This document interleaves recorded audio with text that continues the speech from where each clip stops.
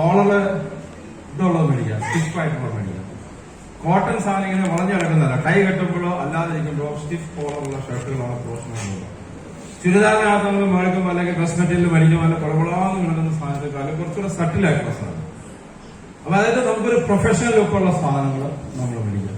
നമ്മളിനി ഒരു എന്താ പറയുന്നത്, ഒരു മീറ്റിങ്ങിന് പോകുമ്പോൾ നമ്മള് ഗ്രൂം ചെയ്യുന്ന രീതി, നമ്മൾ പ്രസന്റ് ചെയ്യുന്ന നമ്മുടെ മുഖമൊക്കെ ക്ലീൻ ചെയ്യുന്ന, സേവ് ചെയ്യുന്ന, ടോണർ ക്ലെൻസർ ഉപയോഗിച്ച് മുഖമൊക്കെ ക്ലീൻ ചെയ്യാം.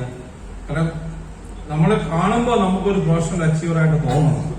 അതുപോലെ തന്നെ നമ്മൾ ഷൂസ് മേടിക്കുമ്പോൾ ഷൂസ് നല്ലപോലെ വില കൂടുതൽ മേടിക്കണമെന്നില്ല, പോളിഷ് മേടിക്കാൻ നല്ലൊരു പോളിഷ് മേടിക്കാൻ പറ്റുന്നത്, പോളിഷ് ചെയ്യാം. സോക്സ് നല്ല സോക്സ് മേടിക്കാം, അതിന് ഹോൾ ഉണ്ടെങ്കിൽ അത് മാറുക. പല സ്ഥലത്ത് നമ്മൾ 2,14,000 രൂപയുടെ കാര്യം പറഞ്ഞിട്ട് കാലിന്റെ നോക്കുമ്പോൾ ഈ സോക്സിന് 2 ഹോൾ ഇതിലാണെന്ന് തന്നെ 2,14,000 രൂപയുടെ സംഭവമാണ് തോന്നുന്നത്. ശരിയാന്ന് തോന്നുന്നു. നമ്മള് എന്ത് കാര്യത്തിനെ റെപ്രസെന്റ് ചെയ്യുന്നോ ആ റെപ്രസെന്റ് ചെയ്യുന്ന രീതിയിൽ വേണം പോകാൻ. കാര്യം ചെലവൊന്നും അധികം വരികയല്ല. ചെലവുള്ള കോസ്റ്റ്ലി സാധനങ്ങൾ അഫോർഡ് ചെയ്യുമ്പോൾ നിങ്ങൾ ആരോടെ ഒരു വാച്ചോ അല്ലെങ്കിൽ എന്താ പറയുക ഐഫോണിന്റെ ഒരു ഫോണോ ഒക്കെ മേടിച്ചു കുഴപ്പമില്ല. ഇപ്പൊ നമുക്ക് ഇതേ പറ്റുള്ളെങ്കിൽ അതിനകത്ത് ഏറ്റവും നല്ല കാര്യങ്ങളൊക്കെ ചെയ്യാം. നിങ്ങളുടെ ചിലന്തി വില പോലുള്ള ഫോണിന്റെ ഡിസ്പ്ലേ ചിലപ്പോൾ മാറിയാൽ അത് തന്നെ ഒരു വലിയ അനുഗ്രഹമായിരിക്കും. അത് നമ്മൾ മറ്റൊരാളുടെ മുന്നിൽ എടുത്ത് കാണിക്കുമ്പോൾ ഇത് ഡിസ്പ്ലേ ഒക്കെ പൊട്ടിയതാണെങ്കിൽ ഡിസ്പ്ലേ ഒക്കെ ഇത് മാറാൻ 3,000 രൂപ 2,000 രൂപ പറ്റും. ഞാൻ പറയുന്നത് നമ്മളെ കാണുമ്പോൾ ആൾക്കാർക്ക് ഫീൽ ചെയ്യണം, ഒക്കെ നല്ലൊരു ടീമാണ് ഇവിടെ നിൽക്കുന്നത്. സംസാരിക്കുന്ന രീതി, നമുക്ക് നാടൻ രീതികളൊക്കെ വശമുണ്ടാവും. നമ്മൾ ചിലപ്പോൾ ട്രെയിനിങ്ങിൽ ഇതൊക്കെ പറയും. പക്ഷെ നമ്മളൊരു പ്രൊഫഷണൽ മീറ്റിങ്ങിലോ അല്ലെങ്കിൽ സ്റ്റേജിൽ കയറുമ്പോഴോ ഒക്കെ നിങ്ങൾക്ക് 1 മിനിറ്റ് സ്റ്റേജിൽ സമയം തന്നെങ്കിൽ ആ 1 മിനിറ്റ് പറയാൻ നിൽക്കുന്നത്. നമ്മളെ സ്പീച്ച് കേൾക്കാനായിട്ടുള്ള ആൾക്കാർക്ക് നമ്മളൊരു സമയം വരുമ്പോൾ നമുക്ക് പറയാം. പക്ഷെ ആ ഒരു പൊതുവേദിയിൽ 1 മിനിറ്റ് കിട്ടില്ല, 1 മിനിറ്റ് പറയാം. അതിനകത്ത് പറയേണ്ട 3 കാര്യം: നിങ്ങൾ ആരായിരുന്നു, നിങ്ങൾ എന്ത് ചെയ്തു, നിങ്ങൾ ഇപ്പൊ ഇത് ആരാണ്, ബസ് ഇത്രേ ഉള്ളൂ. അത് പല പ്രാവശ്യം പ്രാക്ടീസ് ചെയ്ത് പോകും. നമ്മളെ സ്പീച്ച് നടത്തി നമ്മളൊരാളെ മോഷിപ്പിക്കരുത്. ഇപ്പൊ ഞാൻ ചെയ്യുന്ന പോലെ മോഷിപ്പിക്കരുത്. സ്പീച്ച് നടത്തി അത് ITC ആയാലെങ്കിൽ എങ്ങോട്ടും പോകാൻ പറ്റത്തില്ല, അത് നിങ്ങളോട് ഇരിക്കും. പക്ഷെ ഒരു വെരി സ്റ്റാർ, ഡബിൾ സ്റ്റാർ അല്ലെങ്കിൽ TC, ATC, DTC ലെവലിലൊക്കെ നമ്മൾ നിൽക്കുമ്പോൾ വെറുപ്പിക്കുക. ഒരു സ്ഥലത്ത് ആരെയും വെറുപ്പിക്കരുത്. നമ്മൾ സംസാരിക്കുന്ന രീതികളുടെ ഒരു പ്രൊഫഷൻ ആയിരിക്കണം. നമ്മൾ ശരിക്കും നമ്മളെന്താ പറയുക, നമ്മൾ സംസാരിക്കുന്ന ആ വാക്കുകള്, നമ്മൾ സംസാരിക്കുന്ന വാക്കിന്റെ സ്ട്രെങ്ത് ഒക്കെ പ്രധാനപ്പെട്ടതാണ്. പ്രാക്ടീസ് ചെയ്യുക. നിങ്ങളുടെ ടീമായിട്ട് തന്നെ പ്രാക്ടീസ് ചെയ്യിപ്പിക്കുക. ഓരോ ടീമിലോ ചെയ്താൽ നമുക്ക് സാധിക്കും. എന്ന് പറഞ്ഞാൽ നിങ്ങൾ കടുകട്ടിയായുള്ള സാധനങ്ങളൊന്നും നിങ്ങൾ പറയണ്ട, സാധാരണ പോലെ സംസാരിച്ചാൽ മതി.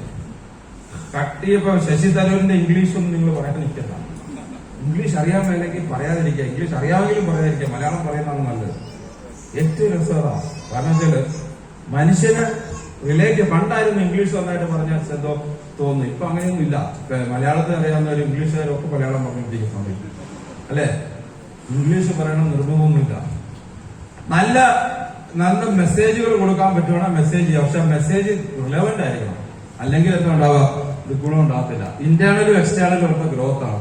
ഇന്റേണൽ പറഞ്ഞാൽ നിങ്ങൾ എങ്ങനെ സംസാരിക്കുന്നു, നിങ്ങൾ എങ്ങനെ അപ്രോച്ച് ചെയ്യുന്നു, നിങ്ങൾ എങ്ങനെ, അതായത് നിങ്ങൾ സമയം പാലിക്കുക, വാക്ക് പാലിക്കുക, ചെയ്യാമെന്ന് പറഞ്ഞ് ചെയ്യുക, ചെയ്യാൻ പറ്റിയില്ല സോറി പറയുക, തെറ്റുകൾ അംഗീകരിക്കുക. ഇതൊക്കെ ഒരു മനുഷ്യന്റെ വ്യക്തിത്വത്തിന്റെ ഭാഗമാണ്. എക്സ്റ്റേണൽ എന്ന് പറഞ്ഞാൽ നിങ്ങളുടെ റാങ്ക്. ഒരു ബെറി സ്റ്റാർ നിൽക്കുന്ന വ്യക്തി മിനിമം ഒരു 45 ദിവസം കൊണ്ട് ബെറി ഡബിൾ സ്റ്റാർ എങ്കിലും ആകണം. അതാണ് എന്റെ ഒരു സ്പീഡ്.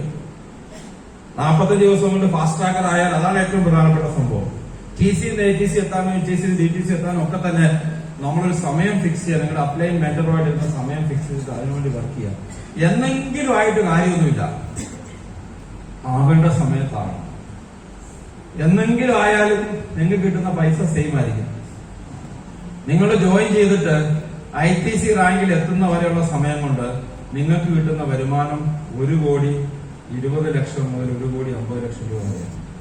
ഞങ്ങളത് 3.5 വർഷം കൊണ്ട് എത്തിയത് കൊണ്ടാണ് ഞങ്ങൾ ജാഗോറും ജീപ്പ് കോൺഗ്രസും മേടിച്ചത്. 10 വർഷം എടുത്താലും അത്രയും പൈസ കിട്ടുള്ളൂ. 10 വർഷം കൊണ്ട് എത്തിയാലും 120 മാസമാണ്. ഒരു മാസം 1,00,000 രൂപ വരുമാനം ഉണ്ടെന്ന് മനസ്സിലാക്കും. അപ്പോഴും നിങ്ങൾ ജോയിൻ ചെയ്യുന്ന ഇന്നാണ്. 10 വർഷം കൊണ്ട് ഞങ്ങൾ ITC ആയത്. ITC എത്തുമ്പോൾ 1,20,00,000 1,50,00,000 വരുമാനം കിട്ടും. 10 വർഷം എന്ന് പറഞ്ഞാൽ 120 മാസമാണ്, അല്ലെ? ഇവിടെ അങ്ങനെയല്ലേ? അവിടെയൊക്കെ അങ്ങനെ, ഇവിടെ അങ്ങനെയല്ലേ? അപ്പൊ 120 മാസമാണ്. 1,50,00,000 ഡിവൈഡഡ് ബൈ 150, 120 എത്രയാ? ഒരു മാസത്തെ വരുമാനം 1,15,000 രൂപയാണ് ജോയിൻ ചെയ്ത് അന്ന് മുതൽ ITC ആവുന്നവരെ 10 വർഷം എടുത്താൽ പോലും. പക്ഷെ അത് 3 വർഷം 4 വർഷം കൊണ്ട് എടുക്കുന്നതാണ് സ്മാർട്ട്നെസ്. അപ്പൊ എന്താണുണ്ടാവുക? ആവറേജ് മാസ വരുമാനം 4 ലക്ഷം 5 ലക്ഷം. അപ്പൊ ഒരു ജാഗോറൊക്കെ മുറ്റത്തുണ്ടാവും. അപ്പൊ നിങ്ങൾ മേടിക്കുന്ന വാച്ചിന് ചിലപ്പോൾ 2 ലക്ഷം രൂപ ഉണ്ടാവും. അപ്പൊ നിങ്ങൾ യാത്ര പോകുമ്പോൾ ചിലപ്പോൾ ബിസിനസ് ക്ലാസ്സിൽ പോകും. ചിലപ്പോൾ താമസിക്കുന്ന ഒരു ഷാങ്ക്രിയിലെ താമസിക്കും, അല്ലെങ്കിൽ ഹയാത്തിൽ താമസിക്കും. അതിന് അത് മനസ്സിലാക്കണമെങ്കിൽ കിഡ്നി വേണം. മനസ്സിലായില്ലേ? ഇതില്ലാത്തതാണ് നിങ്ങളുടെ പ്രശ്നം. നമ്മൾ മനസ്സിലാക്കിയ കാര്യം അതേ ഉള്ളൂ. 4 വർഷം കൊണ്ടായാലും ഈ കമ്പനി ഇത്രയേ ഉള്ളൂ.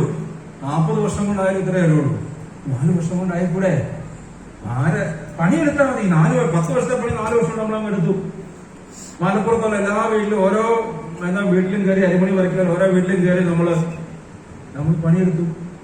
ഇറക്കി വിട്ടവരുണ്ട്, സ്വീകരിച്ചവരുണ്ട്, ചിരിച്ചവരുണ്ട്, കരഞ്ഞവരുണ്ട്, കൂടെ വന്നവരുണ്ട്, ഓടിപ്പോരുണ്ട്. നമ്മളെ ഇതൊന്നും ബാധിച്ചിട്ടില്ല. കാരണം എന്താണ്? നമ്മളെ ബാധിക്കുന്നത് നമ്മുടെ ഗ്രോത്താണ്. നമ്മുടെ കൂടെ കുറെ പേര് വന്നു, അവരൊക്കെ വിജയിച്ചു, പോയവര് പോയി, വന്നവര് പോയി വിജയിച്ചു, നിന്നവര് വിജയിച്ചു. ഇതേ ഉള്ള സ്റ്റോറി. സമയം എടുക്കരുത്, എനിക്കതേ പറയാനുള്ളൂ. സമയം എടുക്കാതിരിക്കേണ്ട ബോധ്യം നമുക്കുണ്ടാവണം. നമുക്ക് ഉത്തരവാദിത്വം ഉണ്ടെങ്കിൽ നമുക്ക് ചെയ്യാൻ പറ്റും.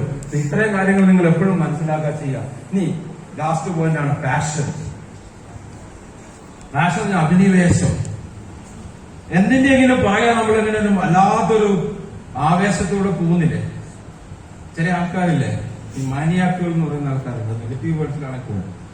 ചിലപ്പോൾ ചില ആൾക്കാരുടെ അടുത്തേക്ക് നമുക്ക് പേടിയാണ്. എന്ത് ചെയ്യും, എന്ത് പ്രവർത്തിക്കും പറയാൻ പറ്റും.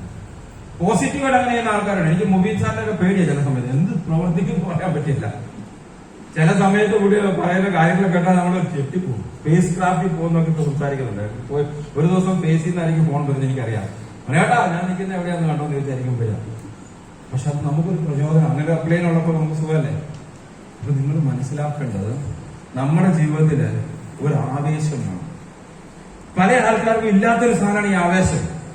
ആവേശം അങ്ങനെ ആർക്കും ഉണ്ടാക്കി തരാൻ പറ്റില്ല. ആവേശം ഉണ്ടാകണം. ആവേശം ഉണ്ടാകണമെങ്കിൽ നമുക്ക് നേരത്തെ പറഞ്ഞ ഇതുവരെ പറഞ്ഞ എല്ലാ കാര്യവും വേണം. ആദ്യമായിട്ട് നമ്മുടെ ജീവിതത്തിനോടൊരു പ്രതിബദ്ധത വേണം. നമ്മുടെ ജീവിതത്തിനോട് നമ്മൾ ഇങ്ങനെ ആയിരിക്കണം എന്ന് പറഞ്ഞ ലെവലിൽ എത്തണം. നിങ്ങൾ ഈ പറഞ്ഞ പോലെ ഒരു സമയത്ത് നിങ്ങളുടെ നാട്ടിൽ കൂടെ ഒരു മെർസിഡീസിന്റെ മേബാക്ക് കാറിൽ 1, 2, 3 കോടി രൂപയുടെ കാറിൽ ഇങ്ങനെ പോകുന്നു. അതൊക്കെ നിങ്ങളുടെ മനസ്സിൽ എപ്പോഴും നമ്മളോട് കിടക്കണം. ഈ കാറ് എങ്ങനെ മെയിൻറ്റെയിൻ ചെയ്യും? ഇത് ആരും ഓടിക്കും? ഇതൊന്നും ഒരു പ്രശ്നമല്ല. എന്നോട് വലിയ വീട് വെച്ചപ്പോൾ ആൾക്കാർ ഇത് ആരും മെയിൻറ്റെയിൻ ചെയ്യും? ആരെങ്കിലും മെയിൻറ്റെയിൻ ചെയ്യും. നമ്മൾ മേടിച്ചാൽ ഞങ്ങൾക്ക് മെയിൻറ്റെയിൻ ചെയ്യാനാണ് പാട്. നമ്മൾ എന്ത് കാര്യത്തിനെ അഭിമുഖീകരിക്കണം? എന്റെ മോനെ ക്രൈസ്റ്റ് ബാംഗ്ലൂർ പഠിക്കാൻ വിട്ട സമയത്ത് അവിടെ റാഗിങ്ങിന് പോയി. റാഗിങ് ഉണ്ടായിരുന്നു. ഞാൻ ബാംഗ്ലൂർ ജോലി ചെയ്യും.